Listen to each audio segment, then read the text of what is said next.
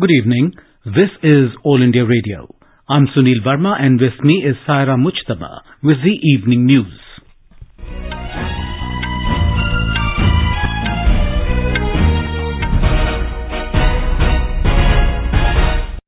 The headlines.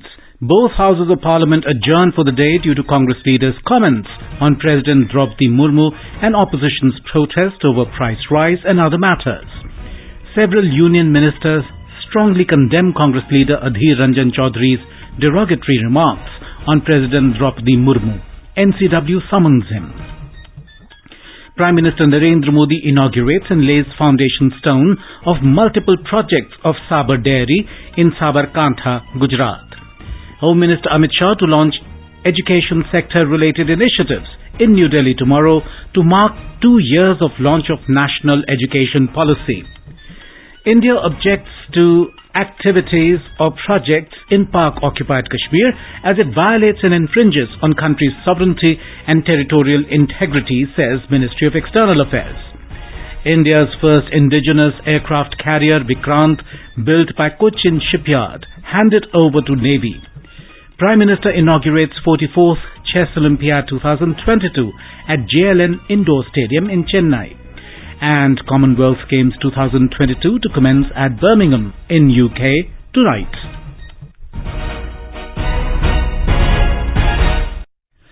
Lok Sabha has been adjourned for the day amidst pandemonium over loose comments made by Congress MP Adhir Ranjan Chaudhary about President Draupadi Murmu. The ruling and opposition members stuck to their stand over the issue. The BJP members were insisting that the Congress president should tender an apology to the nation, while the opposition members wanted Mr. Adhir Ranjan Chaudhary to be allowed to speak.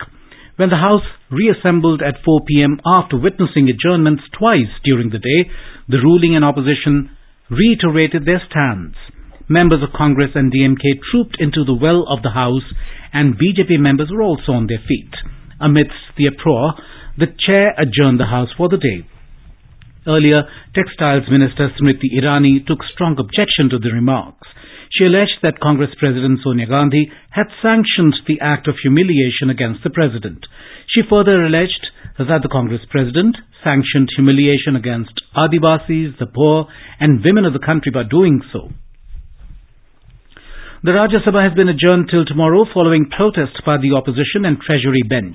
Opposition members were protesting on the issue of price rise and Gujarat hooch tragedy, while Treasury bench members raised slogans against the Congress leader Adhir Ranjan Chaudhary's alleged objectionable remarks against President Draupadi Murmu. When the House reassembled after the fourth adjournment at 4 p.m., the scene was not different. Opposition members including Congress, AAP and others trooped into the well, raising slogans against the government. 3 suspended MPs were also in the well. Members of the Treasury bench were also on their feet, demanding an apology from Congress President Sonia Gandhi over remarks against the President. Amid uproar, the presiding officer urged the suspended members to leave the House. He also asked other agitating members to go back to their seats, but they continued sloganeering, leading to adjournment of the House till tomorrow. 3 Rajya Sabha MPs were suspended today from the House for the remainder of the week for their unruly behaviour. They are Aam Aadmi Party MPs Sushil Gupta and Sandeep Pathak and independent member Ajit Kumar Bhuyan. Earlier, 20 Rajya Sabha MPs from TMC, DMK, TRS, Left and AAP were suspended. Similarly, 4 Lok Sabha MPs were also suspended for their unruly behaviour. Leader of the House Piyush Goyal raised the issue of objectionable remarks by Congress leader Adhir Ranjan Chaudhary against President Draupadi Murmu. He condemned the remarks, saying that they are against the tribal community and the women of the country. Treasury bench members also raised slogans against the Congress. As the pandemonium continued, the House was adjourned till 2 p.m. Earlier, when the House met for the day, opposition members, including from the Congress, AAP and others, trooped into the well, raising slogans against the government on the issue of price rise and the Gujarat hooch tragedy. Meanwhile, Finance Minister Nirmala Sitharaman raised the issue of objectionable remarks made by Congress leader against the President. She said Mr. Chaudhary's remark has insulted the President, who is from the tribal community. आदिर रंजन चौधरी जी अड़े होकर के बोलते हैं क्षमा मांगने का कुछ भी है नहीं विषय। वो आदिर जी अपॉलॉजी मांगेंगे और बहुत ही सख्ती से नहीं, he had already apologized। ये शब्द श्रीमती सोनिया गांधी ने बताया। ये देश का अपमान है, आदिवासी लोगों का अपमान है। वो उनके गांव में जो मंदिर में गए, उसके बाद कांग्रेस के प्रवक्ता एक बोलता है कि नहीं, ये she belongs to this toxic RSS philosophy. जहां नरेंद्र मोदी जी ने एक ट्राइबल को 70 इयर्स के बाद नियुक्त किया राष्ट्रपति पद के लिए, you didn't think of it. Several union ministers have strongly condemned Congress leader Adhir Ranjan Chaudhary's remarks on President Draupadi Murmu. Law and Justice Minister Kiren Rijiju said the whole country is upset over his remarks. Mr. Rijiju said Congress President Sonia Gandhi should apologize to the nation for the remarks. आदिर रंजन चौधरी ने जिस तरीके से राष्ट्रपति को address किया, उसको हम घोर निंदा करते हैं। पहली बार हमारे आदिवासी महिला इस देश का राष्ट्रपति बनी और जिस दिन से घोषणा किया, उसी दिन से कांग्रेस पार्टी का जो टिप्पणी है वो सामने में दिखाई दे रहे हैं। जैसे उसी दिन कांग्रेस का एक प्रवक्ता ने जो शब्द यूज किया, the selection of the BJP presidential candidate represents very evil philosophy of India. जब राष्ट्रपति पद पे जब बैठ गई, उसके बाद तो कोई टिप्पणी आना ही नहीं चाहिए। Ayush Minister Sarbanand Sonowal said Mr. Chaudhary's remark has insulted the tribals and the women of the country. He said being a tribal, he also feels that Congress has no respect for tribals. Minister of State for Health and Family Welfare Bharti Pawar said those who cannot give respect to a woman, what respect will they give to the country? The National Commission for Women NCW has sent a notice to Congress MP Adhir Ranjan Chaudhary to appear before it in person and to tender a written explanation for his remarks on President Draupadi Murmu. The hearing is scheduled for the 3rd of next month. The Commission has also written to Congress President Sonia Gandhi to intervene in the matter and to take appropriate action against Mr. Chaudhary for his derogatory remark. The country has an installed capacity of electricity generation of over 403 gigawatt as on the 30th of June this year. This information was given by Power Minister R.K. Singh in a written reply in Lok Sabha today. Mr. Singh said this is sufficient to meet the peak power demand of the country of around 215.89 gigawatt, which had occurred in the month of April this year. The government today said there were 4 incidents wherein the operating crew declared emergency due to system malfunction in the last 3 months. In a written reply in Lok Sabha, Civil Aviation Minister Jyotiraditya Scindia said all the airline companies operate in accordance with the aircraft rules and civil aviation requirements. The safety oversight process includes surveillances, on-the-spot check and regulatory audits embodied in annual surveillance program. Prime Minister Narendra Modi today inaugurated and laid the foundation stone for 3 projects of Sabha Dairy worth more than 1,000 crore rupees at Gadhora Chowki in Sabarkantha. आज साबर dairy का विस्तार हुआ है। सैकड़ों रुपए के नए प्रोजेक्ट यहां लग रहे हैं। आधुनिक टेक्नोलॉजी से लैस मिल्क पाउडर प्लांट और एसेप्टिक पैकिंग सेक्शन, उसमें एक और लाइन जुड़ने से साबर डेयरी की क्षमता और अधिक बढ़ जाएगी। Mr. Modi also inaugurated a powder plant with a capacity of around 120 metric tons per day and aseptic milk packaging plant with a capacity of 3 lakh litres per day.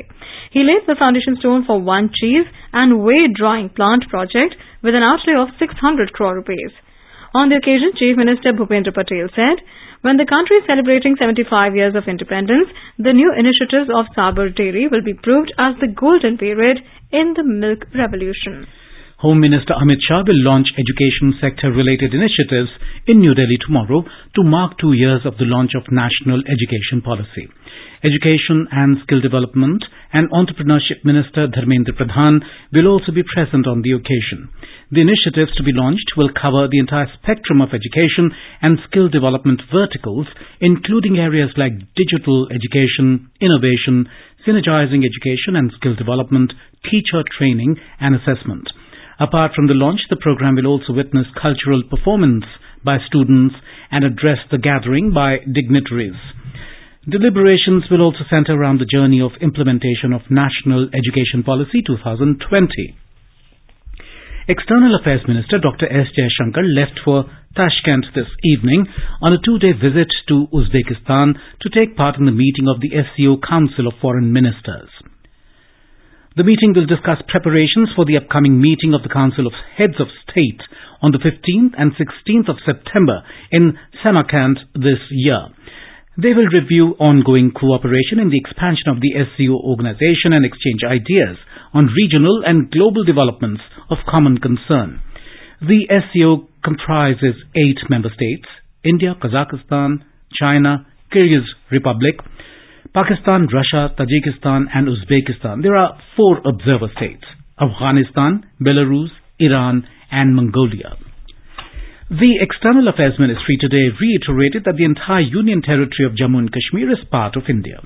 Replying to a media query, Ministry spokesperson Arindam Bagchi said there are activities or projects in Pak-occupied Kashmir that India objects to as it violates and infringes on the country's sovereignty and territorial integrity.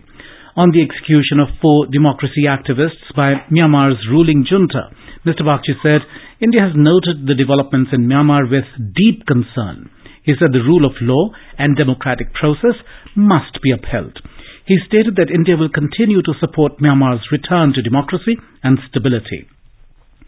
Replying to another query, the spokesperson said India participated in an international conference hosted by Uzbekistan in Tashkent on the 26th of this month on Afghanistan. On 26th, Uzbekistan hosted an international conference on Afghanistan in Tashkent, which was attended by special representatives, senior officials from almost 20 countries. There were UN representatives as well as international representatives of international organizations. This is a continuation, I would say, of our efforts to engage with the international community on issues related to Afghanistan. During this conference, India reiterated commitment to assist Afghan people in these difficult times and to provide them humanitarian assistance. We also reiterated UN Security Council Resolution 2593, which calls for Afghan soil not to be used to plan, finance or conduct any terror activities. President of Maldives Ibrahim Mohammed Saleh will pay an official visit to India from the 1st to the 4th of August. He will be accompanied by high-level officials and business delegation. Briefing media in New Delhi this evening, External Affairs Ministry spokesperson Arindam Bagchi said President Saleh will meet President Draupadi Murmu and hold talks with Prime Minister Narendra Modi. He said External Affairs Minister Dr. S. Jaishankar will call on President Saleh. Besides his official engagements in New Delhi, President Saleh will be holding discussion with an Indian business delegation. He will also visit Mumbai and participate in business events there. The special CBI court in Dhanbad district of Jharkhand today gave its verdict on the Judge Uttam Anand murder case. Special CBI Court Justice Rajnikant Pathak convicted both the accused in the case, Lakhan Verma and Rahul Verma, under sections 302 and 201 of the IPC. The court will announce the quantum of sentence in the case on the 6th of August. It is for the first time in Jharkhand the CBI court has completed the trial in just 5 months.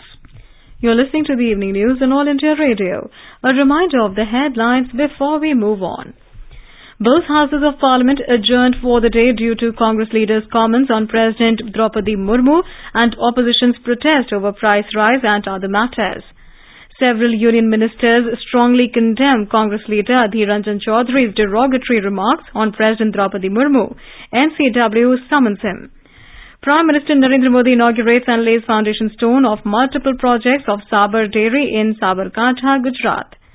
Home Minister Amit Shah to launch education sector-related initiatives in New Delhi tomorrow to mark 2 years of launch of National Education Policy. India objects to activities or projects in Pakistan-occupied Kashmir as it violates and infringes on country's sovereignty and territorial integrity, says Ministry of External Affairs. India's first indigenous aircraft carrier, Vikrant, built by Cochin Shipyard, handed over to Navy. Prime Minister inaugurates 44th Chess Olympiad 2022 at JLN Indoor Stadium in Chennai, and Commonwealth Games 2022 to commence at Birmingham in UK tonight. For quick news updates round the clock, follow us on Twitter at AIR News Alerts. Competition की अगर आप कर रहे हैं तैयारी, तो उनके लिए ऑल इंडिया रेडियो पर हम लाए हैं अभ्यास, एक ऐसा कार्यक्रम जिसमें आप पूछेंगे सवाल व्हाट्सएप नंबर 9289094044 पर, या फिर ईमेल करेंगे abhyas.airnews@gmail.com पर, और हमारे विशेषज्ञ देंगे इसका जवाब। आपका अभ्यास हमारा प्रयास।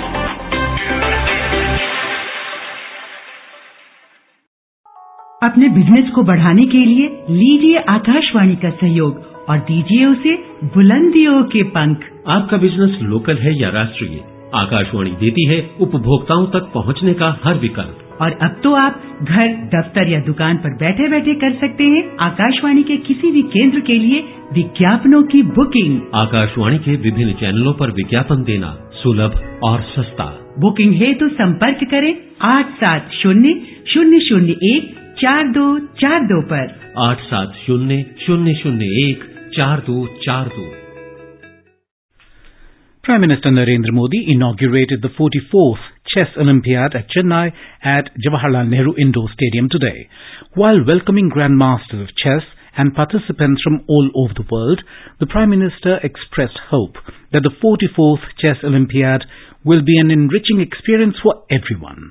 Chess lovers from all over the world, ladies and gentlemen, I welcome you all to the 44th Chess Olympiad being held in India.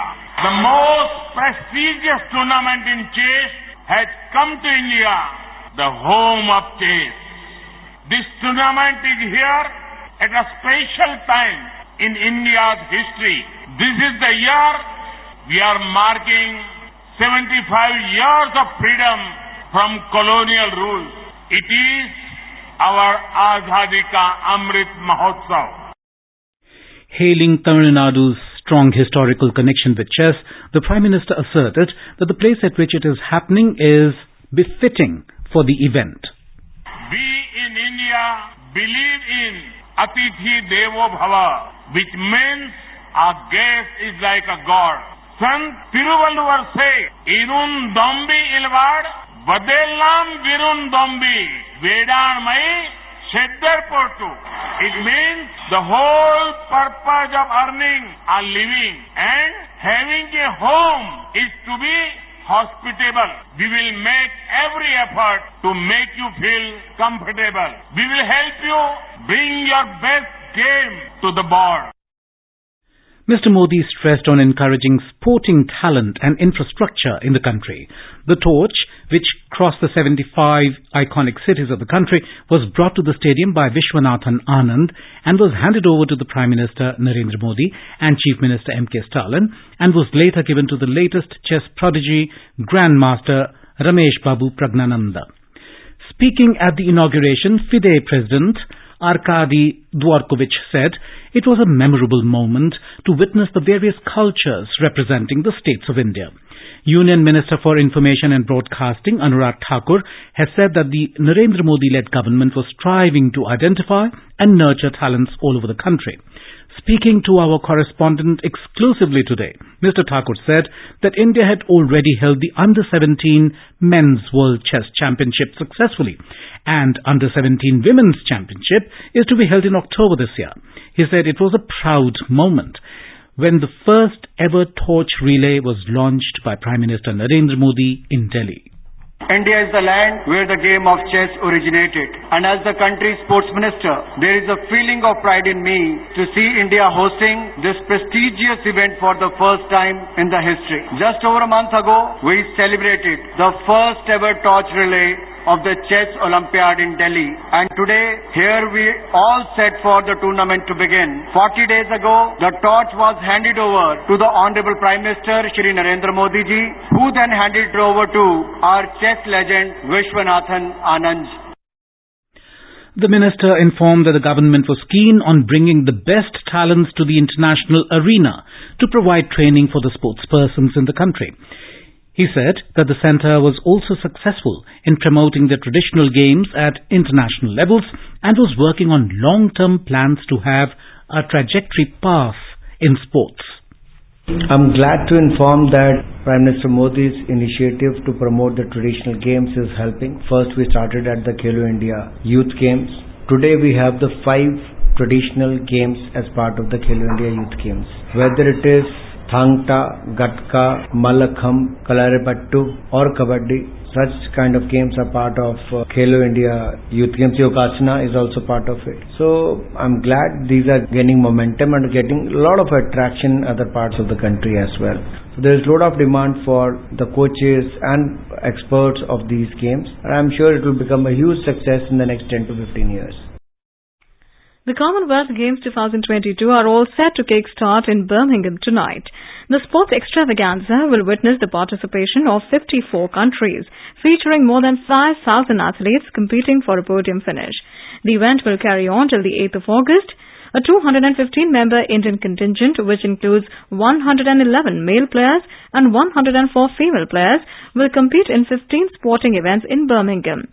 With Neeraj Chopra missing the games due to an injury, PV Sindhu and Manpreet Singh will be India's flag bearers at Birmingham. More in this report.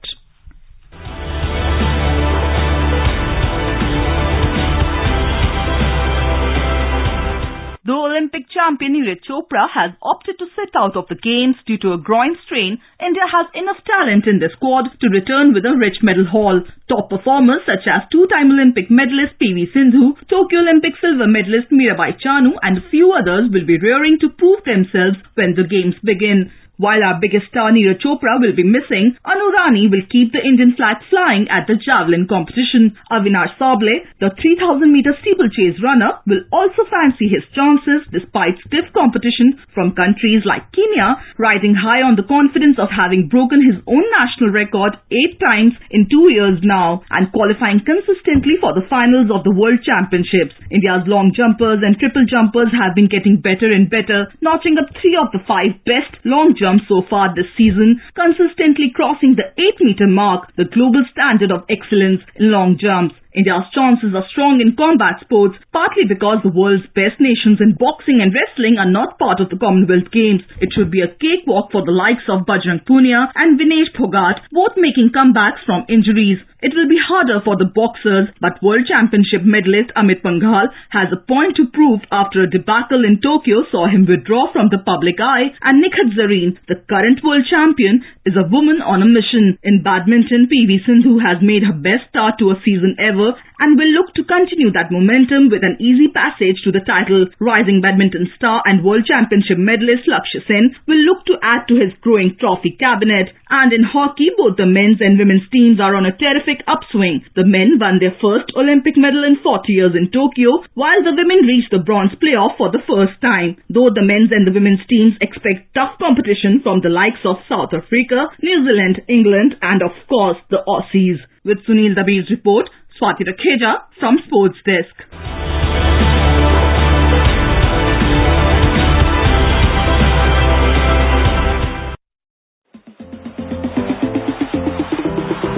Listen to Commonwealth Games quiz with AIR News Sportscan at 7:20 p.m. every day. All you have to do is reply to a question on the Commonwealth Games.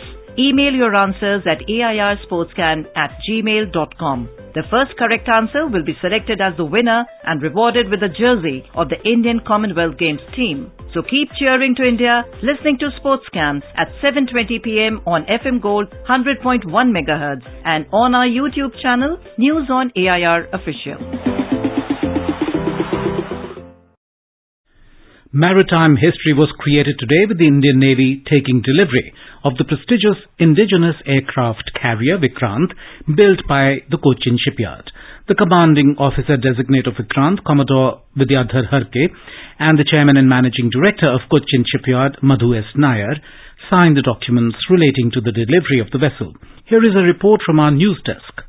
With the delivery of the IAC, India joined a select group of nations having the niche capability to indigenously design and build an aircraft carrier. The 262-meter-long aircraft carrier is the largest ever warship to be built in the country. The vessel, which has a displacement of 45,000 tons, has been built at an overall cost of close to 20,000 crore rupees. The IAC is capable of operating 30 aircraft comprising MiG-29K fighter jets, Camov-31, MH-60R multi-role helicopters, in addition to indigenously manufactured advanced light helicopters and light combat aircraft. The vessel has the facility for short takeoff but arrested landing and is equipped with a ski jump for launching aircraft, besides a set of arrestor wires for their recovery on board. The vessel is powered by 4 gas turbines totaling 88 megawatt power and has a maximum speed of 28 knots. The vessel is scheduled to be commissioned and inducted into the services of the Indian Navy by next month. With an overall indigenous content of 76%, IAC is a perfect example of the nation's quest for Atmanirbhar Bharat and provides thrust to the government's Make in India initiative. With Raj Mohan, this is Ramya, AIR News. The Indian Navy received 2 MH-60R multi-role helicopters from the United States at the Cochin International Airport today. The copters were delivered by the Special Air Assignment Mission Flight of the U.S. Air Force. The helicopters were part of the 24 MH-60R multi-role helicopters being procured by India from the United States at a cost of over 14,000 crore rupees. The Department of Post has come out with exclusive Rakhi envelopes on the occasion of Raksha Bandhan. The envelopes have a unique texture and are completely waterproof and tear-proof. The cost of these envelopes is priced at an economical cost of 15 rupees per envelope. Delhi Postal Circle has made an exclusive arrangement for sale of high-quality Rakhi envelopes. It will continue to be sold till the 8th of next month for posting within the state and up to the 7th of August for other states.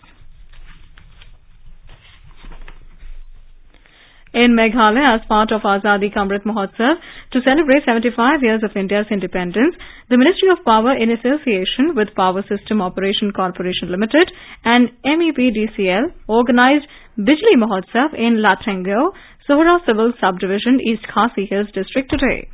Gavin Miguel Nilayam, MLA, who graced the program as chief guest, said that this festival of freedom is dedicated to every citizen of the country who works tirelessly for the country's progress. India's COVID-19 vaccination coverage has crossed over 203 crore 56 lakh today. The Health Ministry said more than 32 lakh 73,000 vaccine doses were administered today. And now, let us take a look at the weather forecast for tomorrow. National capital Delhi is expected to have generally cloudy sky with moderate rain. The minimum temperature will be around 26 degrees Celsius, while the maximum will be 32 degrees. Mumbai is likely to have generally cloudy sky with light rain. Minimum temperature 26, maximum expected 32 degrees. Kolkata is expected to have a partly cloudy sky with possibility of moderate rain or thunderstorms. The minimum temperature expected 28 degrees Celsius, maximum 35 degrees. Chennai will witness thunderstorm with rain. Minimum temperature will be 27 degrees and the maximum 35 degrees Celsius. Srinagar will have thunderstorm with rain. The minimum temperature will be around 17 degrees Celsius and the maximum 27 degrees. Jammu and Muzaffarabad will have thunderstorm with rain.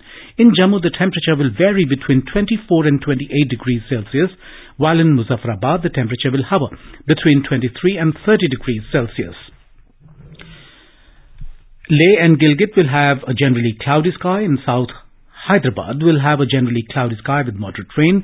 Visakhapatnam, Bengaluru and Tiruvananthapuram will have generally cloudy sky with 1 or 2 spells of rain or thunder showers. In the northeast, Guwahati, Imphal, Aizawl, Shillong and Itanagar will have a generally cloudy sky with 1 or 2 spells of rain or thunder showers, and Gangtok is expected to have a generally cloudy sky with moderate rain.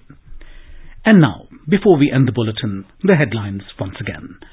Both houses of parliament adjourned for the day due to Congress leaders' comments on President Draupadi Murmu and opposition's protest over price rise and other matters.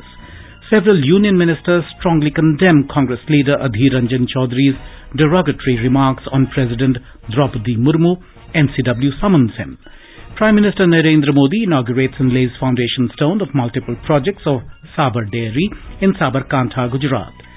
Home Minister Amit Shah to launch education sector-related initiatives in New Delhi tomorrow to mark 2 years of launch of National Education Policy. India objects to activities or projects in Pak-occupied Kashmir as it violates and infringes on country's sovereignty and territorial integrity, says Ministry of External Affairs. India's first indigenous aircraft carrier Vikrant, built by Cochin Shipyard, handed over to Navy. Prime Minister inaugurates 44th Chess Olympiad 2022 at JLN Indoor Stadium in Chennai, and Commonwealth Games 2022 to commence at Birmingham in UK tonight. And with that, we end the evening news. Good night.